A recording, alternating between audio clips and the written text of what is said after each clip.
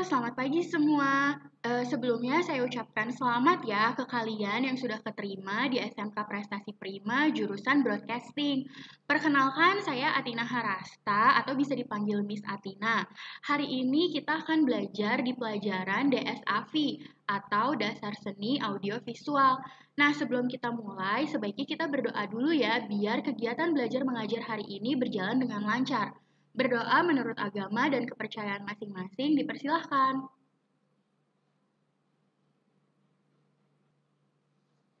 Selesai. Nah, hari ini tuh di DSAV kita akan belajar tentang sejarah perkembangan media. Pertama nih, tujuan pembelajaran dari materi ini adalah memahami sejarah perkembangan media, lalu menganalisis sejarah perkembangan media. Nah, sebelumnya nih, kalian tahu nggak sih sebenarnya media itu apa? Nah, media itu adalah suatu alat atau sarana yang digunakan untuk menyampaikan pesan dari komunikator kepada halayak. Jadi, media itu perantara yang digunakan oleh seorang komunikator. Komunikator itu adalah orang yang menyampaikan suatu pesan.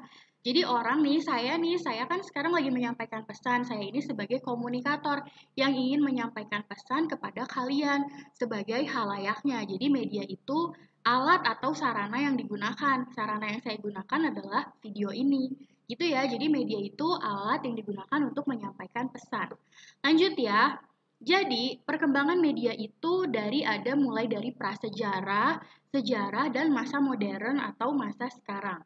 Yang pertama kita akan bahas tentang masa prasejarah dulu.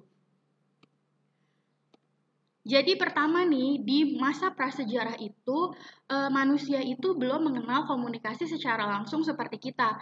Jadi manusia belum mengenal bahasa. Pada zaman itu, komunikasi itu hanya terbatas pada bentuk suara dengusan dan menggunakan isyarat tangan. Jadi pada saat itu tuh manusia belum bisa ngobrol langsung kayak kita. Mereka hanya melihat dari bentuk, terus pakai suara dengusan-dengusan, terus atau pakai tangan. Jadi misalnya mau nunjuk sesuatu, mereka nunjuk, gak bisa mereka bilang mau makan atau itu ada sapi atau kayak gitu, mereka belum bisa seperti itu. Nah, buat menggambarkan informasinya, manusia itu mulai mengidentifikasi benda-benda yang ada di sekitar atau tentang hasil berburu yang ada di sekitar juga. Biar sesama teman manusia bisa tahu nih hari itu mereka berburu apa, mereka dapat apa, atau mereka ngelihat apa, mereka gambarin, mereka lukiskan apa yang mereka lihat di tembok gua tempat tinggal mereka. Jadi misalnya ada sebuah keluarga, sudah ada suami dan istri, suaminya ingin bercerita tentang apa yang dia buru hari itu, dia akan lukiskan itu di tembok guanya. Jadi mereka nggak bisa ngomong langsung, hari ini saya lihat sapi buat diburu. Mereka nggak bisa kayak gitu. Jadi mereka ceritakan dalam bentuk gambar yang digambarkan di dinding gua tempat tinggal mereka. Terus, dengan berjalannya waktu pada zaman itu, masa prasejarah itu, manusia mulai menciptakan beberapa alat yang buat menghasilkan bunyi dan isyarat. Saat itu mereka buat trompet dari tanduk binatang. Jadi dari hasil buruan mereka, daging yang mereka makan, tanduknya mereka jadiin alat bebunyian. Karena kan mereka bisa bentuk itu jadi kayak trompet. Jadi bisa mengisyaratkan suatu bunyi. Atau juga mereka buat gendang dari kulit binatang, dari sisa-sisa hasil buruan mereka, mereka bikin gendang. Dan juga kalau misalkan mau mengisyaratkan ada bahaya, mereka menggunakan peringatan pakai api unggun mereka bikin, dia jadiin itu sebagai sebuah peringatan. Sampai sekarang sih itu masih dipakai. Kalau misalnya kita kayak lagi di hutan, kita tersesat, kita bisa kasih isyarat menggunakan api yang nyala kan ada asapnya tuh. Asap itu akan memberikan sinyal atau isyarat ke orang-orang lain. Jadi orang akan tahu bahwa di situ ada suatu kehidupan, ada sesuatu yang terjadi di situ karena ada isyarat dari asap dari api yang dibuat itu. Oke, sekarang kita lanjut ke yang bagian sejarah ya. Jadi tadi sudah prasejarah, sekarang kita masuk ke sejarah. Nah, yang sejarah itu dimulai tahun kurang lebih 3000 sebelum Masehi. Ada peneliti yang menemukan bahwa bangsa Sumeria saat itu menggunakan simbol yang disebut piktografi. Jadi kalau waktu pas prasejarah mereka pakai simbol digambarin di gua, kalau pada bangsa Sumeria ini mereka sudah memahat di batu. Seperti gambar yang ada di slide ini ada contoh simbol piktografi yang digunakan oleh bangsa Sumeria pada tahun 3000 sebelum Masehi. Itu lama banget. Terus selanjutnya, di tahun 2900 sebelum Masehi, itu juga peneliti menemukan bangsa Mesir menggunakan huruf-huruf yang disebut hieroglyphs. Itu juga di situ kelihatan ada gambarnya, itu mereka bentuknya pun masih simbol-simbol. Hurufnya itu masih kayak simbol-simbol, kayak ada gambar burung, belum berbentuk kayak huruf alfabet sekarang, tapi mereka bisa berkomunikasi menggunakan itu.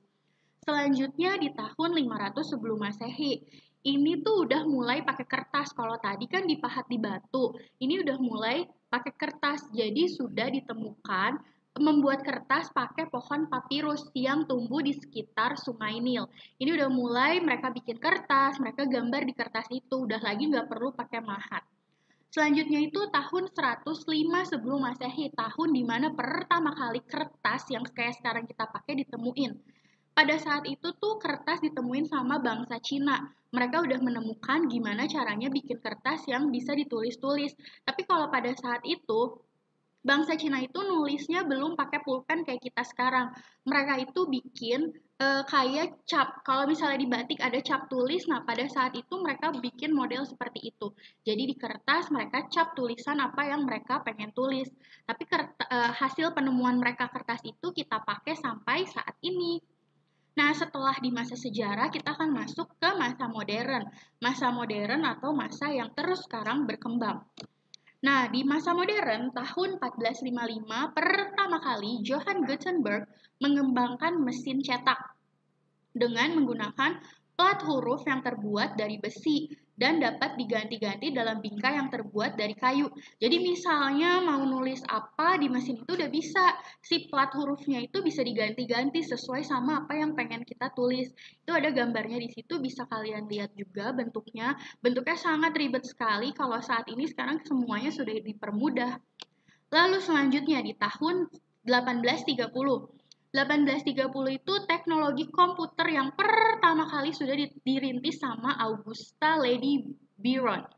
Dia pertama kali menulis program komputer bekerja sama dengan Charles Babbage menggunakan desain mesin analytical sehingga mampu memasukkan data, mengolah data, menghasilkan bentuk keluaran sebuah kartu.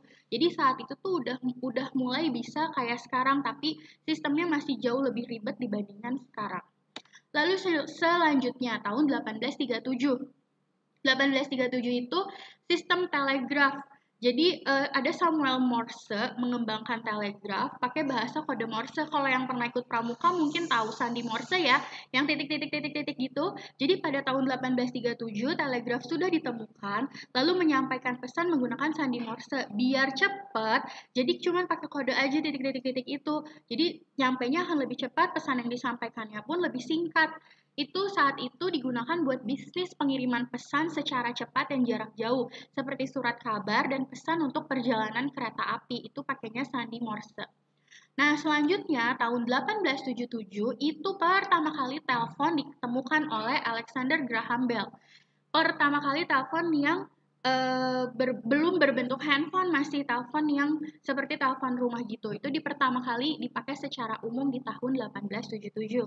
Nah, tahun 1973 baru tuh handphone ditemukan oleh Dr. Martin Cooper dari Motorola.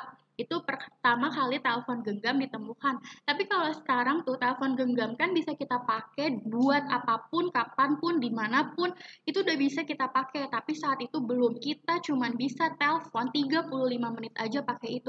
Kebayangkan ribetnya gimana zaman dulu, sekarang sih semuanya udah serba enak. Ya kan, kalian aja sekarang bisa belajar meskipun di rumah pakai media video pembelajaran kayak gini. Coba kalau dulu udah terjadi kayak sekarang, sistem belajarnya akan sangat sulit. Nah, itu tadi udah tuh dari 3 zaman tadi ya, prasejarah, sejarah, modern.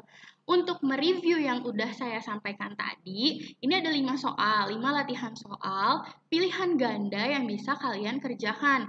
Ada soalnya dan ada pilihannya. Kalian bisa kerjain, tulis di buku tulis, lalu nanti hasil jawabannya diupload ke Google Classroom kelas masing-masing yang nanti linknya akan dikasih melalui wali kelasnya masing-masing. Oke deh, materi hari ini sampai sini dulu. Semoga apa yang saya sampaikan tadi dapat dimengerti, dapat sampai ke kalian. Apabila nanti ada yang masih kurang jelas atau ingin ditanyakan, bisa ditanyakan ke saya melalui WhatsApp. Nah, tadi kan kita mulai dengan berdoa, ada baiknya terakhir kita berdoa lagi ya. Menurut agama dan kepercayaan masing-masing dipersilahkan.